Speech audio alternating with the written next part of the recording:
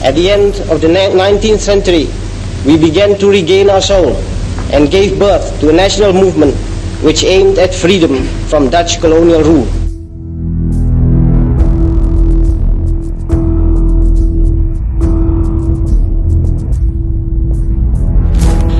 Di tengah pertempuran antara Laskar Indonesia dan tentara sekutu di sejumlah wilayah Indonesia, Syahrir berhasil mencapai keputusan gencatan senjata dengan Belanda pada 14 Oktober 1946. Keputusan ini diikuti perundingan Linggarjati yang digelar 11 hingga 14 November 1946. Hasilnya, Belanda mengakui secara de facto wilayah Republik Indonesia, yaitu Jawa, Sumatera, dan Madura.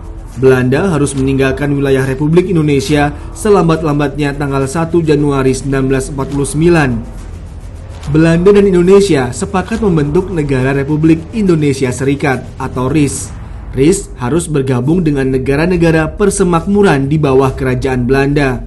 Dengan penandatanganan persetujuan Linggarjati ini sekarang berlaku suatu kejadian yang besar artinya, serta akan besar pula akibatnya.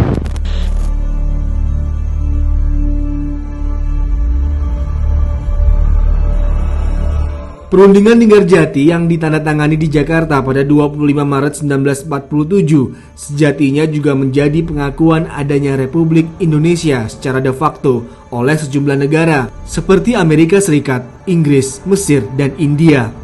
Syahrir bahkan mendirikan perwakilan Indonesia dan menempatkan duta besar bayangan di sejumlah ibu kota negara pendukung.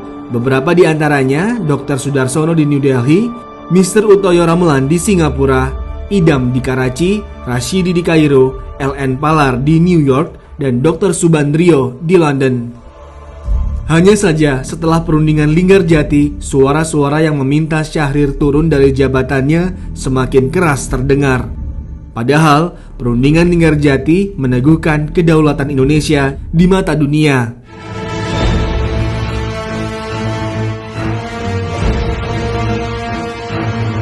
Beberapa hari setelah perundingan Linggarjati, Syahrir terbang ke New Delhi, India untuk menghadiri Inter-Asian Relation Conference yang digagas tokoh India Jawaharlal Nehru pada 1 April 1947. Syahrir dijuluki bom kecil Pasifik dan bahkan bom atom Asia. Berbagai julukan tersebut menurut wartawan senior Rosian Anwar karena pidato mengesankan yang disampaikan Syahrir pada hari terakhir konferensi itu. Berpidato di depan Mahatma Gandhi dan pemimpin dari 25 negara Asia yang hadir, Perdana Menteri merangkap Menteri Luar Negeri Republik Indonesia itu menjadi tokoh Republik yang pertama kali menyemai benih politik bebas aktif dan non-blok. 8 tahun berselang, arah politik bebas aktif ini ditegaskan Soekarno dalam pidato pembukaan konferensi Asia Afrika. Kebalikannya, negara-negara itu harus berupaya menjembatani perbedaan-perbedaan yang ada di antara kekuasaan-kekuasaan supaya melaksanakan visi satu dunia.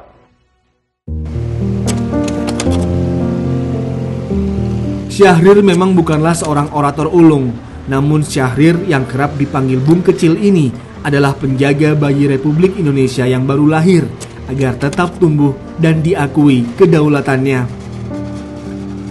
Rangkaian upaya diplomasi dilakukannya hingga ia harus diasingkan bersama Soekarno, Hatta, dan Agus Salim di Parapat, Sumatera Utara. Hingga 27 Desember 1949, Belanda mengakui kedaulatan Indonesia secara penuh. Jalan diplomasi Syahrir melengkapi perjuangan pendiri Republik, menjaga asa revolusi dengan ketekunan pemikiran dan konsistensi perundingan untuk kedaulatan.